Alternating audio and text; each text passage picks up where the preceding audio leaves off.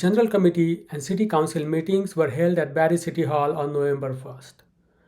Two main items were on the agenda for discussion and voting.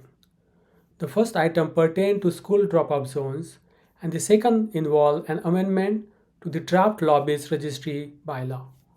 During the General Committee meeting, Ward 10 Councillor Barrie Hamilton expressed concerns about staff recommendations against using public right-of-the-ways for school drop-off zones. She noted the persistent issues of traffic chaos and safety around schools. The biggest issues we get is speeding, traffic, but also around school zones, pick-up, drop-off, the chaos that ensues during that time period, some of the safety concerns. I know we're already talking about introducing crossing guard programs to sort of minimize some of the chaos and unsafe behaviors that we see. So I'm a bit discouraged by the fact that we have an opportunity here in some of the new developments to do things a bit differently and perhaps minimize some of this, negative effects that we're dealing with in our current school zone. So it's unfortunate to me that we're not going to take advantage of it. And I see the rationale here being twofold. One, we're saying that the goal of active transportation is to encourage trips to school be made by non-auto modes.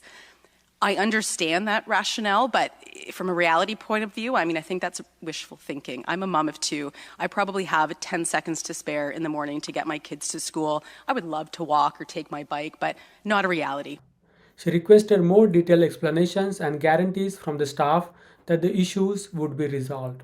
City officials responded by stressing the complexity of integrating kiss and ride zones into the school site design.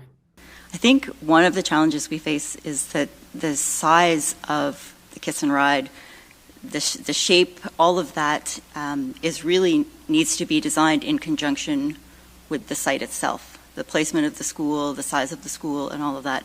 And if we are just suggesting sort of a blanket right-of-way width without knowing any of those details, it becomes really difficult. It needs to be integrated into that whole design.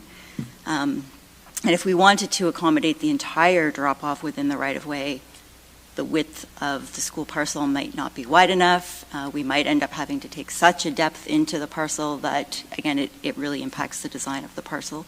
I think we face a number of challenges with the knowns or the unknowns that we have at the time that we're designating those right-of-way widths. Councillor Courser expressed concerns about the safety of school drop-off zones, particularly in new developments. She suggested looking at these issues on a case-to-case basis to ensure safer routes for children.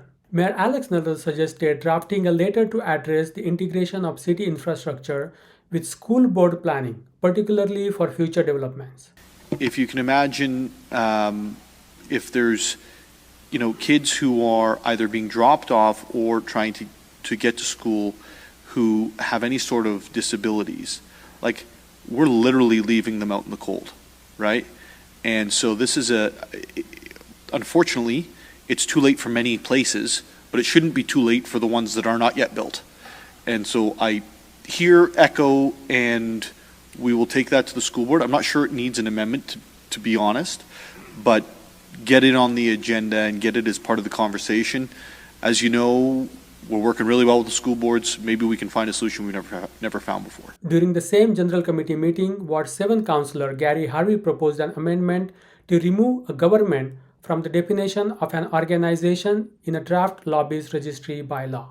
With a government being included in the definition of an organization, every municipality that we ever talk to or the province would then have to be part of this registry. And I don't know that that was necessarily the intent when it came to the purpose around having a lobbyist registry here in the city. So that's essentially the intent behind the amendment. Ward 3 Councillor Anne-Marie Kungal spoke in support of the amendment. The motion was subsequently passed during the City Council meeting. Vote carries.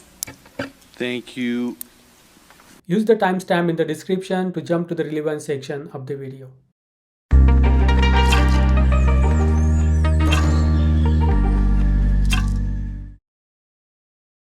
The first item on the agenda is the consent agenda. For the consent items, I'll read out the title associated with the recommended motions printed on the agenda. Members of General Committee may ask that an item be held to discuss the matter further. If an item isn't held, the motion is deemed to be approved on consent. No further discussion of the item will take place at General Committee, and the recommended motions will go forward to the next City Council meeting for consideration. So first, we'll go to reports of the reference committees.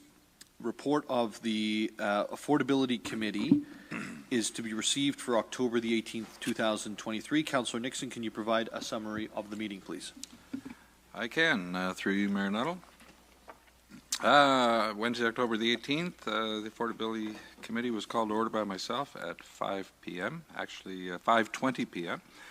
The following committee members were in attendance, myself, Deputy Mayor Thompson, and Councillor Jim Harris. We also had 6 other councillors present, Councillor Rietmer, Courser, Nagusi, Harvey, Morales, and Hamilton. In addition, we had 14 staff in attendance. We did hear a presentation concerning Barrie's new zoning bylaw, put on by Michelle Banfield, Director of Development Services, and Thomas Wiersba, Supervisor of Growth Management, provided a presentation concerning the community engagement process from Draft 2 of Barrie's new comprehensive zoning bylaw.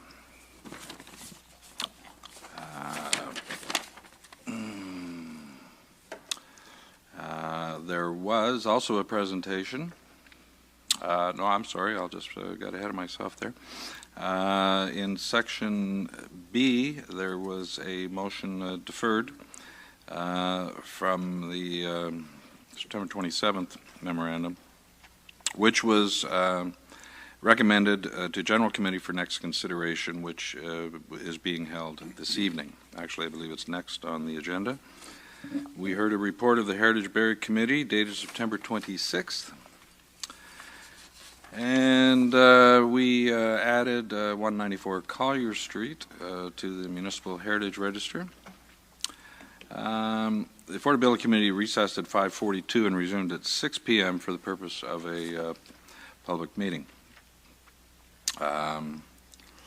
We heard from Lauren Dines of KLM Planning Partners regarding an application for zoning bylaw amendment at 229 McKay Road West in Ward 7. Who advised the purpose of the public meeting is to review an application on behalf of Water Sand Construction for lands municipally known as 229 McKay Road West. Also, Michelle Banfield then provided an update concerning the status of the application. There were no other verbal comments provided at the meeting and no written correspondence, and we adjourned the meeting at 6:14 p.m. Thank you, Councillor Nixon, for the update. So the report of the Affordability Committee dated October 18th, is to be received. Seeing that there's no issue with that, that's considered received. We're now going to move on to AC1, deferred from Affordability Committee dated September 27th, 2023, the Memorandum Review of Right-of-Way Design Standards for Salem and Hewitt's areas. Hold, please. That is held by Councillor Hamilton. Municipal Heritage Registry, 194 Collier Street. That's approved. We'll now move into staff reports, confidential instructions to be applied to negotiations, intermunicipal relations matter.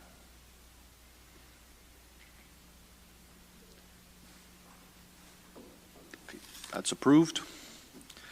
Amendment to the zoning bylaw, 315 Mapleview Drive West. That's also approved on consent. Now, before we move on to the next matter, it's my understanding that Logan Juffermans, the file manager and a planner in the city's Development Services Department, is now a registered professional planner.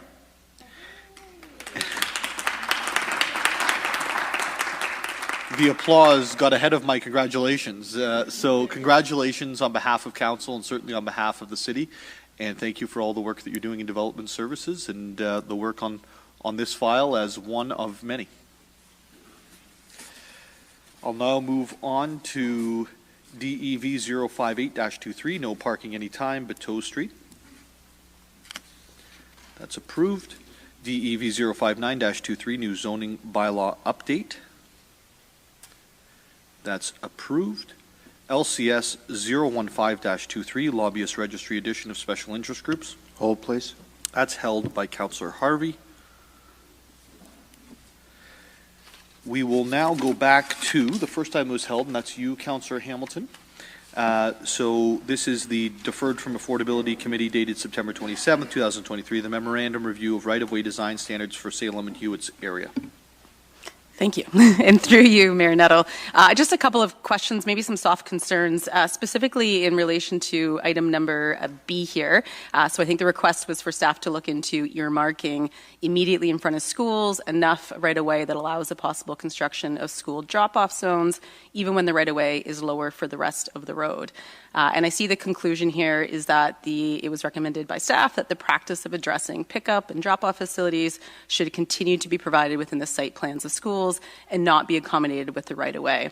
And I guess I'm hoping for a little bit of clarity on this, knowing that in my ward, and I think it's pretty common around other wards, the biggest issues we get is speeding, traffic, but also around school zones, pick up, drop off, the chaos that ensues during that time period, some of the safety concerns. I know we're already talking about introducing crossing guard programs to sort of minimize some of the chaos and unsafe behaviors that we see.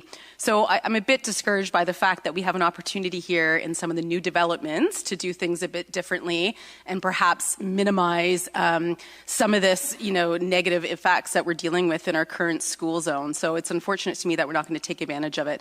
And I see the rationale here being twofold. One, we're saying that the goal of active transportation is to encourage trips to school be made by non-auto modes. I understand that rationale, but from a reality point of view, I think that's wishful thinking. I'm a mom of two. I probably have 10 seconds to spare in the morning to get my kids to school. I would love to walk or take my bike, but not a reality. Not a reality for many parents. Pick up the same thing. I'm usually about 5 minutes late, hoping I don't get clocked and have to pay for after-hour care.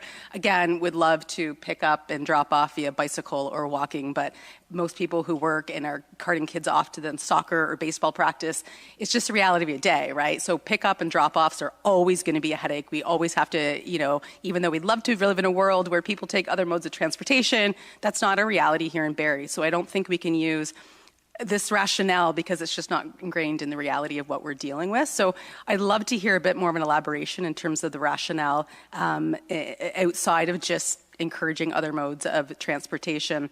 And then the second rationale I'm seeing here is that the responsibility of kiss and rides or appropriate areas for parents to pick up and drop off kids is the responsibility of the owner, and that's usually controlled through site plan process.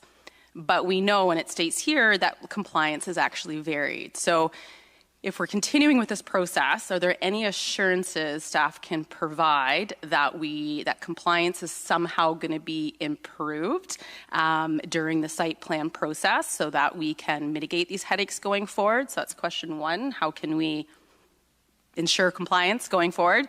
And then question number two is, can you elaborate a little bit more on the rationale for not seeming to be very willing to look outside the box here and really look at another opportunity where we can put in place some different approaches and help parents and help schools deal with some of the chaos of pick up and drop off?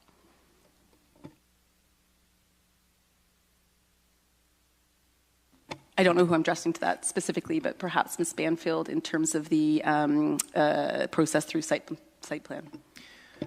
Through you, Mayor Nuttall, to Councillor Hamilton, absolutely. So through site plan, there is a rigorous review, but that really helps with new schools. In many cases, we actually find the issues tend to be with some pre-existing schools. School enrollment does fluctuate, as do the preferences of some principals. So we do have, we meet with school boards on a regular basis. We, make them aware of concerns that we hear either through you or just through residents directly. There's many different things that we try to do. Sometimes it's some of the changes are alleviated with parking restrictions and those sorts of things. Every situation is a little bit different because every school is very contextual. However, we do work with the school boards often on, and certainly, as I said, with new schools, traffic studies, queue lanes, those types of things are definitely taken a look at staff with staff during site plan. If I can follow up through you, Deputy Mayor Thompson. Whew, thought I was losing it for a second.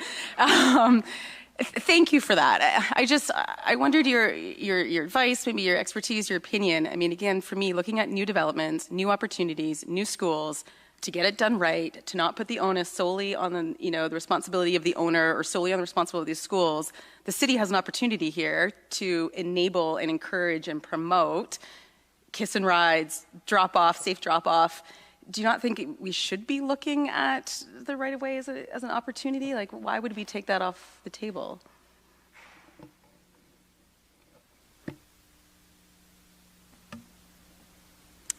Through you, Deputy Mayor Thompson, to Councillor Hamilton, I think one of the challenges we face is that the size of the kiss and ride, the shape, all of that needs to be designed in conjunction with the site itself, the placement of the school, the size of the school, and all of that. And if we are just suggesting sort of a blanket right-of-way width without knowing any of those details, it becomes really difficult. It needs to be integrated into that whole design. And if we wanted to accommodate the entire drop-off within the right-of-way, the width of the school parcel might not be wide enough. We might end up having to take such a depth into the parcel that, again, it really impacts the design of the parcel. I think we face a number of challenges with the knowns or the unknowns that we have at the time that we're designating those right-of-way widths. Okay, so that's more clear, and sorry, through you now again, Mayor Nuttall, that's more clear to me. And I guess what I would be looking for then going forward is if the departments can work together, because the carte blanche approach maybe I understand is problematic, right? So understanding what the right-of-way needs would be, because each school is going to differ. But when we get to the point of site plan again, then maybe we could be looking at right-of-way opportunities, right, to encourage different kids rides depending on the location, the size, and all of that. So I just want to make sure that it's still an option for consideration as part of the site planning process, I guess.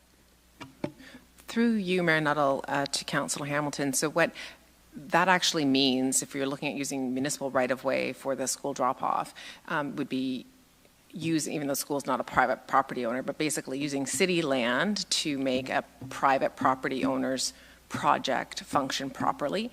And that usually isn't what the city does. The city usually says your development has to work with the land that you own. And so while the city does allow short-term for private property owners to use city streets, as an example, you can get a ROA permit, a right-of-way activity permit, to put your truck there while you're paving your driveway or things like that. The city usually doesn't, on a long-term basis, let a private property owner use city land to make their site function better. Yeah, I guess in response to that, I would just say maybe it's time in these specific situations we actually look at doing that, just considering some of the headaches that we experience on a day-to-day basis with and maybe I'd love to hear from other people, because this is an issue in my ward for, I would say, all of the schools. So I don't know, to close the conversation, I just think I'm not ready to quite close the conversation. I don't have a motion I'm willing to put forward, but maybe we'd be interested to hear from other colleagues around the table and maybe to have an offline conversation with staff going forward to really look at how we can, again, mitigate some of the current headaches we experience with respect to school pick-up and drop-offs, because I do see this as an opportunity in new developments to avoid what we've done in the past and look at new ways of doing things. I have one other question just in relation to item number C, if I may, through you, Mayor Nuttall. Let me just pull it up here. So this was to do with the multi-use pass, but the summary of the active transportation, so part C and D. And it's noted here that on Collector Street, cycle tracks are the standard and will be implemented for new developments where engineering submissions have not been made. And otherwise, if engineering submissions have been made, we would be going with the street buffered bike lanes. So obviously the preference is for the street cycle tracks, but I understand, if they're at a point in time in development, it's almost too late, which again is unfortunate. Can you let me know what's the idea of how many engineering submissions have not been made? Like what proportion in those new lands are we looking at in terms of the opportunity for cycle tracks? Is there still a significant opportunity, or have most engineering submissions been made when we would be restricted just to the buffered bike lanes? Through you, Mayor Nuttall, to Councillor Hamilton. Actually, at the top of page 4 in the memo, we talk about how In the Hewitt's secondary plan area, about 76% of the collector streets have already passed that milestone. So there are limited opportunities, but there are still some. In Salem, it's a much lower number. Only 27% have passed that milestone, so there's much greater opportunity in the Salem area. Sorry, I don't have that in kilometers, but we could certainly try to work. No, that's great. It was just different language, engineering submissions versus what you said, draft plan approval, and I wasn't sure if those are one and the same, and it sounds like they are, so that's great. A bit disappointing that 76% in Hewitt's has already been submitted, so that really does minimize the option to move forward with cycle tracks. So again, as we look at other words, we're trying to retrofit sidewalks to encourage active modes of transportation, and we had a prime opportunity in new developments, and it sounds like we're still not going to get cycle tracks. So unfortunate, but I see the reality here. So that is it for me. Thank you.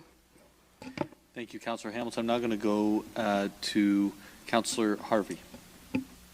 Thank you, Mayor Nuttall. Not necessarily a question, but I am happy to see that in the report it indicates maintaining the current lane width at 3.5 meters. Because I did have some concern that was even being considered, because obviously we live in a community where a lot of people have recreational trailers and such forth, and they're actually wider than a vehicle, and obviously it would have an impact on our transit buses getting around the city. But I just want to put a little bit of color on some of the school-related right-of-way questions that Councillor Hamilton just brought up, and this is where I really do believe in the staff report, because I've seen it firsthand in my own ward, where that additional space doesn't actually make it work. And that's the Holly Meadows School, right beside the Peggy Hill Community Center. Just over the past 2 years, I've been starting to get complaints, because not only are they using the dedicated kiss and ride that's in front of the school, but they're also using the Peggy Hill Community Center as an undesignated kiss and ride, which has caused a whole other host, because now you've got one parking lot with 2 exits, and now you've got another much larger parking lot with 2 more exits, and it's been posing a whole other set of issues around pedestrians walking down Ames Drive and things like that, and everybody seems to be in a rush nowadays and not paying attention, and we've had some close calls with kids. So I'm not necessarily sold that providing more space is going to solve our problem. I think there needs to be some better education, and I think everybody needs to just slow down and take their time, and if you choose that you need to drive your kid to school, then take that extra time, and you're not going to be able to get in and out quite as quickly as you probably want to. But so that's where I'm not so sold that giving more space is actually going to solve our problem. Thank you, Councillor Harvey. Councillor Courser. Yeah, to jump on the bus when it comes to the school drop-off zones. I live in a school drop-off, or I live across from a school, and as I've ranted and raved before about it, I see it every day, and it is dangerous and it is ridiculous. I wonder that when the time comes that these new developments in these schools are implemented, can we take this and not, I understand why it wouldn't be a blanket idea across all developments, but could we do it on a case-by-case basis where a school is set to go into a development, or is it too late at that point? Because we're going to have, to Councillor Hamilton's point, we are still going to have school drop-offs, because the Simcoe County School Board has the bus consortium has a 1 kilometer radius to a school for a bus drop-off, for a walk to bus distance. So I don't know about most parents aren't sending their junior kindergarten kid off to school to walk almost a kilometer to school by themselves. And to double down on the safety issue, one of the biggest holdouts for parents allowing their kids to walk to school is the safe streets and safe roads and areas that we can actually let our kids walk to school, feel comfortable and confident in doing so. And I think that really plays into having some kind of a proper, safe kiss and ride or laneway or parking area at schools. So though it may not work for all school zones, I'm wondering if we can do it on a case-by-case basis. Sorry, that's through you, Mayor Nuttall, to, I guess, Ms. Banfield. Through you, Mayor Nuttall, to Councillor Courser. Our planning, our transportation planning and traffic services obviously work very closely with many of you about the safety around each school, and there is certainly a toolbox of different things that we can use. Hearing this conversation this evening, that there may be some appetite from council on a case-by-case basis to consider using city property in some capacity to help. We can certainly add that to our toolbox if it and any sort of direction on that we would come back to council for, but we can certainly add that to the toolbox.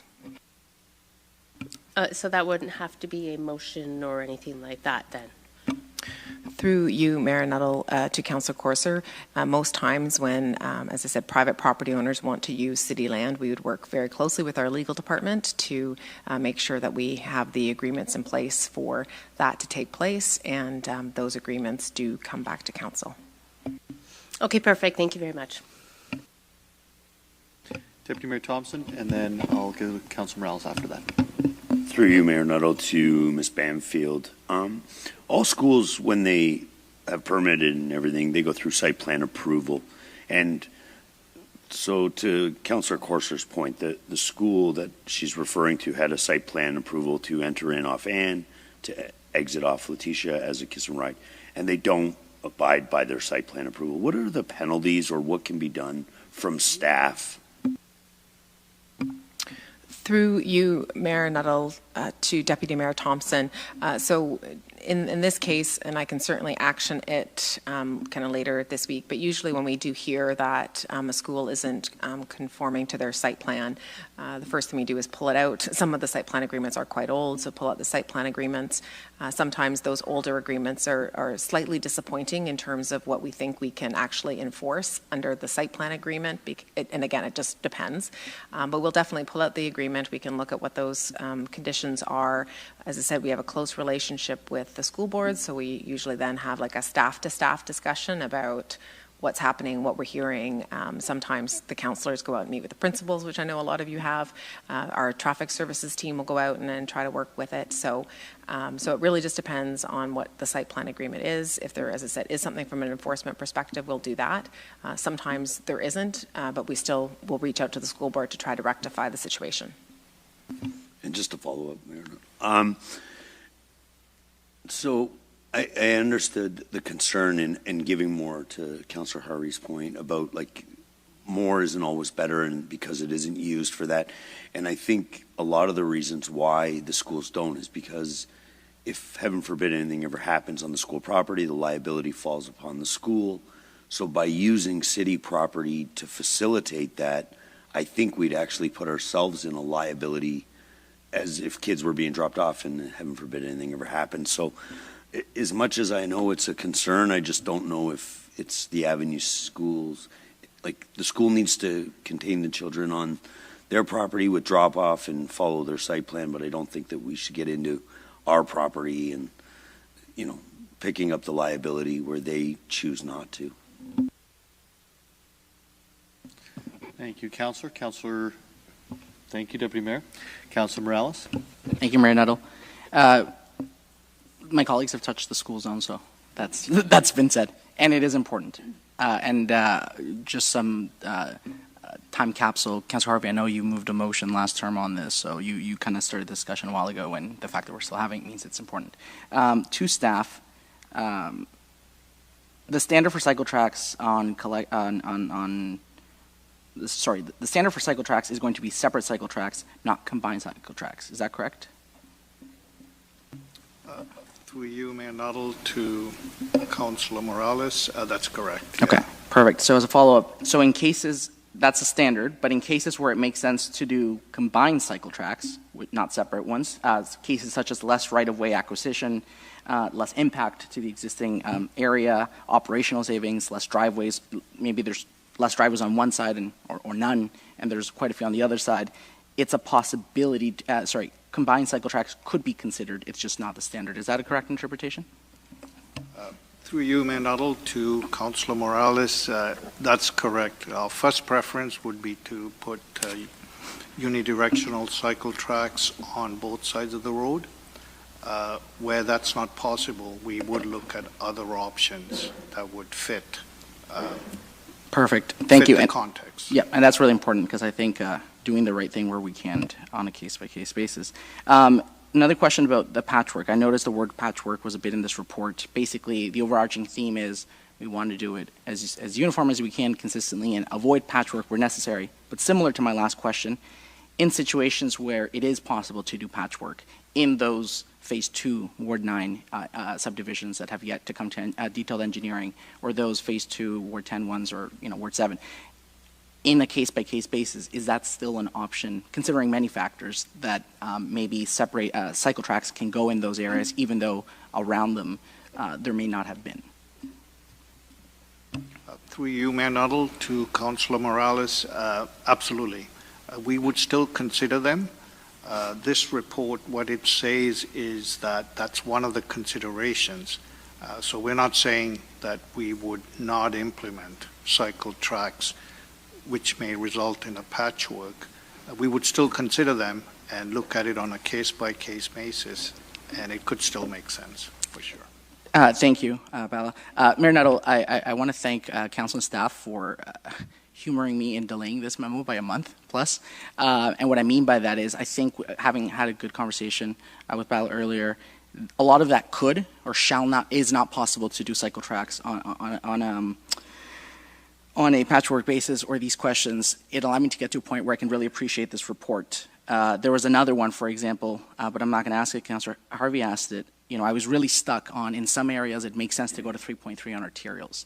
But Mayor Nuttall, actually, and I wrote here kind of my comments what I was going to say, I actually took a step back instead of fixating on what I didn't like to get an appreciation of what we have here. And the reality is what we have here is a report that is going to ensure all the new infrastructure that gets built in Barrie gets built to a standard where people aren't dying from getting hit by vehicles and they're out of the way.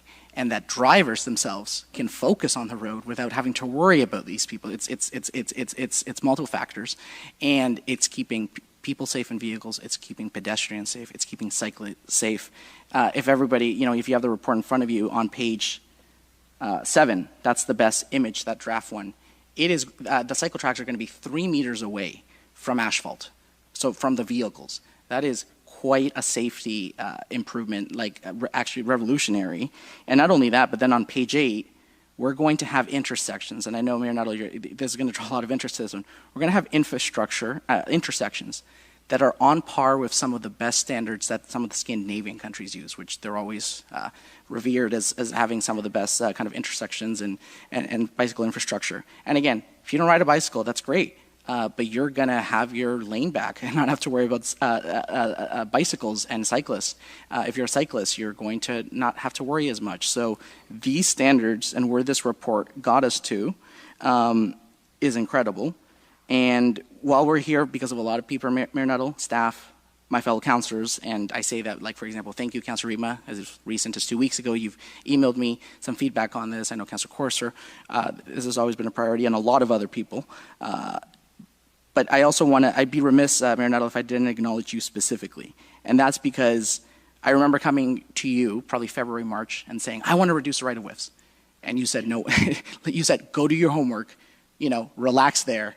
And if you hadn't done that, Mayor Nuttall, if you had let me be the impulsive person I usually am, the motion would have failed. The motion would have failed, and we wouldn't be here where we're going to provide the safest infrastructure Barrie has ever seen. So because you essentially tempered me and made me do the work, you saved the motion from dying, you then empowered me to do the hard work, go do the work, go do the research, go meet with staff, go talk to your colleagues, and most importantly, you didn't allow my enthusiasm to be my own worst enemy, which, as we all know, my enthusiasm can often be my own worst enemy. And Mayor Nuttall, I don't think that without that empowerment and kind of the guidance you gave me, I would not have gone there to that point on my own. And now stepping back and appreciating this policy, we have a real tangible policy instead of 100% drafted in my vision but failed.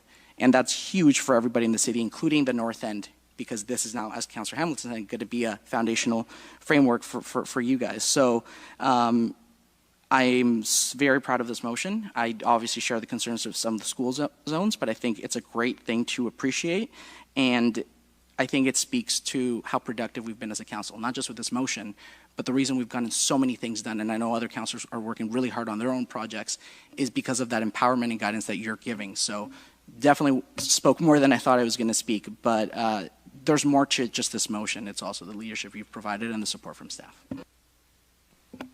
Thank you, Councillor Morales, and team game. We got a good team here, and we're moving forward, which is always full of potholes, excuse the pun, but certainly trying to do the best for the city.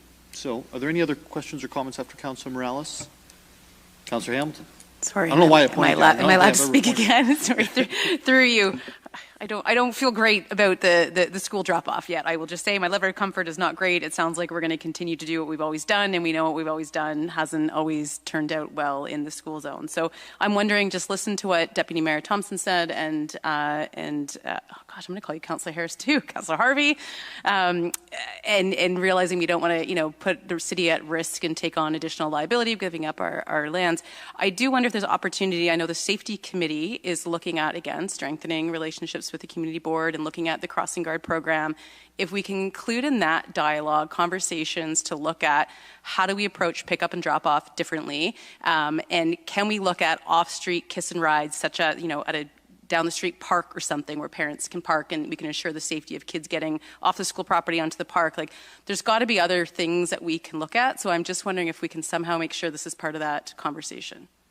Yeah, absolutely. I actually almost put my hand up to speak out there, but I think, Councillor, during the infrastructure, just going to community safety, but as the infrastructure chair, maybe it would be wise, because this is really the attachment to the city's infrastructure to the school board's infrastructure, to draft a letter to that respect, both to the school board and to your counterpart, who's the chair of said committee, to ensure that it gets on the agenda as part of that. And I was going to wait to the end, if it's okay with you, I'll say this now, like the point you have on schools, like this is, it is critical. It really is, in the sense that I always go to the worst case scenario, and if you can imagine if there's kids who are either being dropped off or trying to get to school who have any sort of disabilities, like, we're literally leaving them out in the cold, right? And so this is unfortunately, it's too late for many places, but it shouldn't be too late for the ones that are not yet built. And so I hear echo, and we will take that to the school board. I'm not sure it needs an amendment, to be honest, but get it on the agenda and get it as part of the conversation. As you know, we're working really well with the school boards. Maybe we can find a solution we've never found before. I like that. Thank you. I feel much better. And Councillor, the real Councillor Harris. Please stand up. I wasn't going to speak because there's so much good commentary has already been said, but the last exchange really did spark my interest in. These are school underlined drop-off areas. So and Deputy Mayor Thompson, I thank you for your sense around, okay, so we solve their problem, or the shared problem, let's call it a shared problem, who now becomes responsible, and if we create these situations, and the example about how it doesn't work at Holly Meadow, with the Holly Center being there, you think, you just go in there, right, which is now creates proper pedestrians coming out, multiple laneways being activated. So I really do think we're going down the right path with really getting into meeting with our partners at the school board to discuss this shared issue for our constituents. Because I've had this, schools on busy roads, Little Avenue, Mapleview. I've been on site with a school and experienced how the principal takes an active role in getting people in and out of the parking lot in the morning. It was interesting, right? And that was the on-the-move assessment we did with school boards and the health unit. And so fully supportive of getting our school board partners together to solve this problem. When we have the opportunity, like you've said very well, Councillor Hamilton, about new schools yet to be built, they've got to be built better. And Reed's an example about being proactive and using good planning on the right-of-ways. Well, let's make the best possible school drop-off situations, including making it easier to get there by car, by foot, and by bike. I mean, all those things, right? So anyway, hopeful that we can do this together, so thank you. Thank you, Councillor Harris. Are there any other comments or questions? Then I will call the vote. All those in favor? And it carries. Separate report. A separate report has been requested, Madam Clerk. Is that being noted? Yes, Mayor Nuttall. Thank you so much. I have to find the second item. Here it is, LCS 015-23, the Lobbyist Registry, and that was held by Councillor Harvey. Thank you, Mayor Nuttall. I'll put it on the floor as printed, and I do have an amendment that staff report LCS 015-23 be amended by, in paragraph 1, by deleting the words contained in bullet number 5. So that would remove the words in regards to a government, and I can speak to that. After further discussion with yourself and the clerk, who obviously is the one that drafted this report, it's just basically a little housekeeping piece, because with a government being included in the definition of an organization, every municipality that we ever talk to or the province would then have to be part of this registry. And I don't know that that was necessarily the intent when it came to the purpose around having a lobbyist registry here in the city. So that's essentially the intent behind the amendment. Thank you, Councillor Harvey, for the amendment. Are there any questions or comments with regards to the amendment? Just a quick comment. So thank you for the amendment. I had similar concerns about how this might be interpreted around intergovernmental relations and some of our international relations with others. So I'm supportive of the amendment. Thank you, Councillor Harvey. Thank you, Councillor Kunga. Any other questions or comments? Seeing none, all those in favor? And it carries. That concludes the items that, sorry, the motion is amended. In regards to the main motion on the floor, any comments or questions? Then we'll call the vote on that. All those in favor? And it carries. Committee reports. So that is Deputy Mayor Thompson. Moved by myself, second by Councillor Rietma, that Section C of the Second General Committee Report dated November 1st, 2023 be adopted. It's moved by Deputy Mayor Thompson and seconded by Councillor Rietma that Section C of the General Committee Report dated November 1st, 2023 be adopted. This is CAO 004-23, confidential instructions to be applied to negotiations, intermunicipal relations matter. Madam Clerk, can I have a recorded vote? Certainly. I'm going to start with Councillor Rietma. Yes. Councillor Nixon. Yes. Councillor Kungle. Yes. Councillor Courser. One moment, please.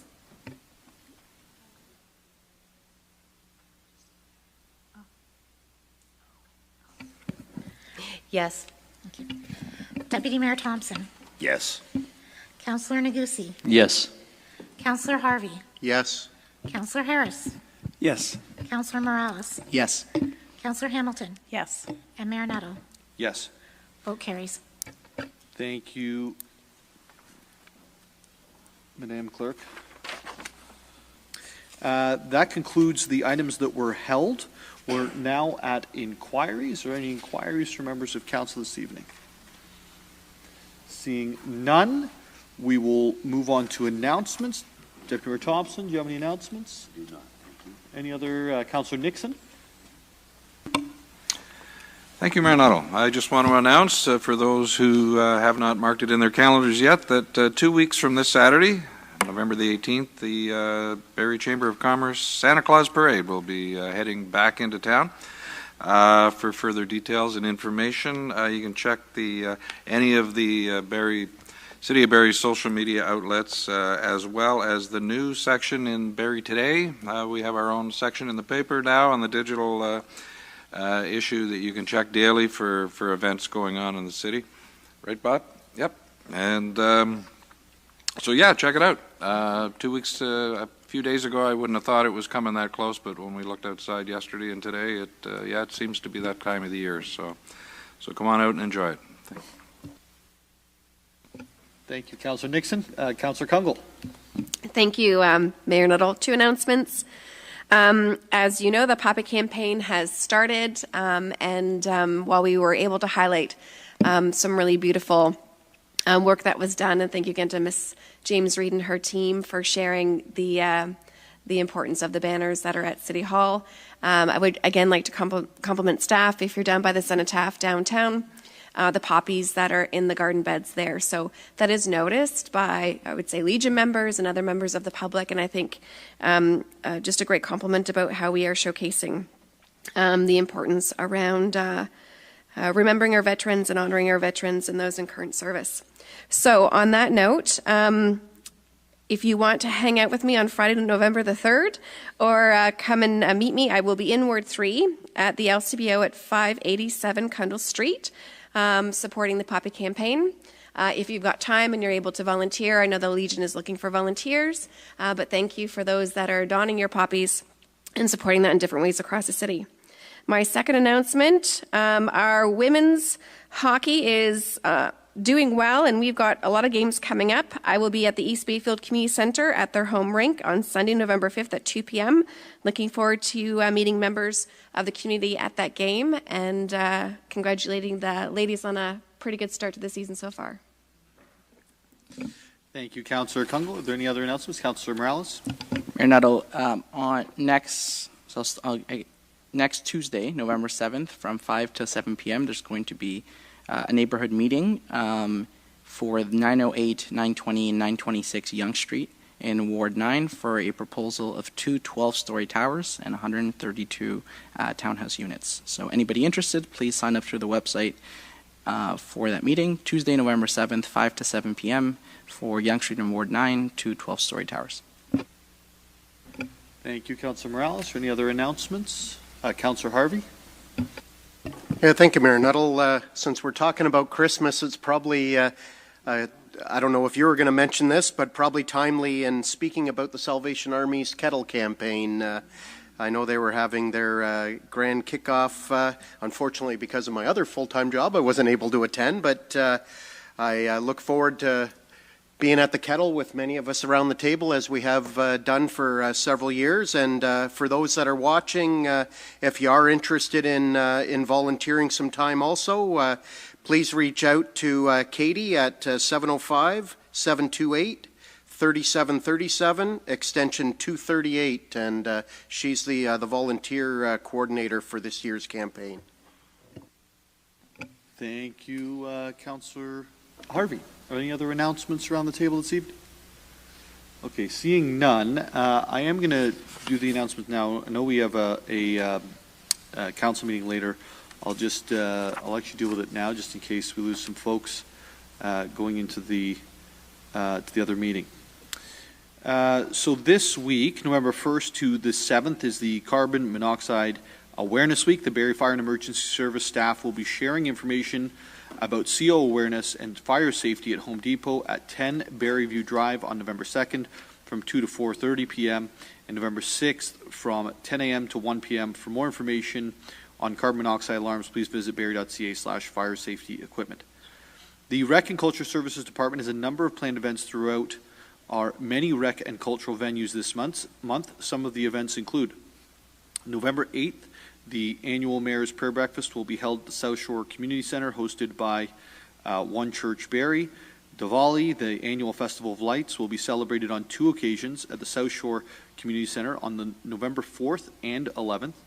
And as stated, the 74th annual Santa Claus Parade on November 18th, as well as, definitely most importantly, our Remembrance Day service on the 11th of November.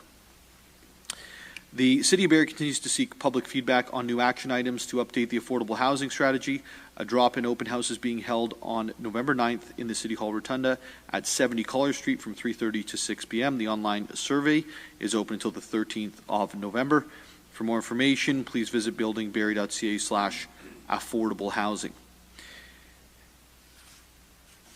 A couple of these are being covered. The next Community Safety Committee and City Council meetings will be held on November 8th, 2023, which is 1 week today.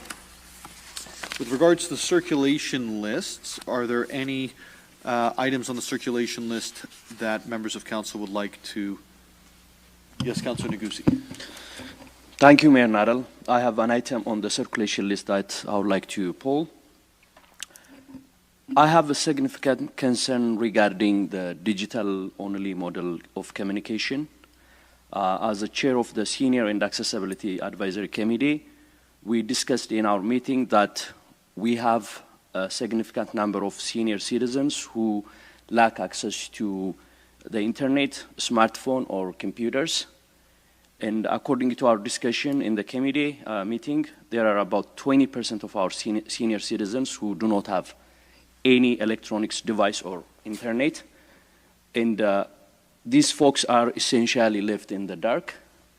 And I believe that all our residents are entitled to have access to any information.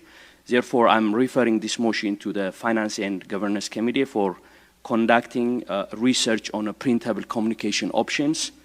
And I'm going to read the memo as follows. Since we have a significant number of senior citizens in our community who do not have access to the internet, smartphone, or computers, I would like to refer memo A1 from October 25th, 2023 circulation list back to the Finance and Governance Committee for conducting research on printable communication options. Thank you. Thank you. There is a referral motion on the floor, which is from the circulation list to refer to the Finance and Responsible Government Committee by Councillor Negussi. All those in favor of the referral? And that's approved. Are there any other items? Councillor Harris. Yeah, thank you, Mayor Nuttall. Yes, from the circulation list, November 1st, I have correspondence C10, and I look to that the correspondence from the circulation list dated November 1st, 2023 regarding the submission from Innovative Planning Solutions on behalf of Green World Construction, Inc., dated October 31st, 2023, concerning the report and master plan in support of a community infrastructure and housing accelerator order for the lands located at 175 and 199 S Road and 50 Wood Street be referred to Affordability Committee. We have a referral motion by Councillor Harris to refer the correspondence from today to the Affordability Committee. All those in favor of the referral motion? It carries. Are there any other items on the circulation list that members of council would like to, or members of committee would like to consider? Seeing none.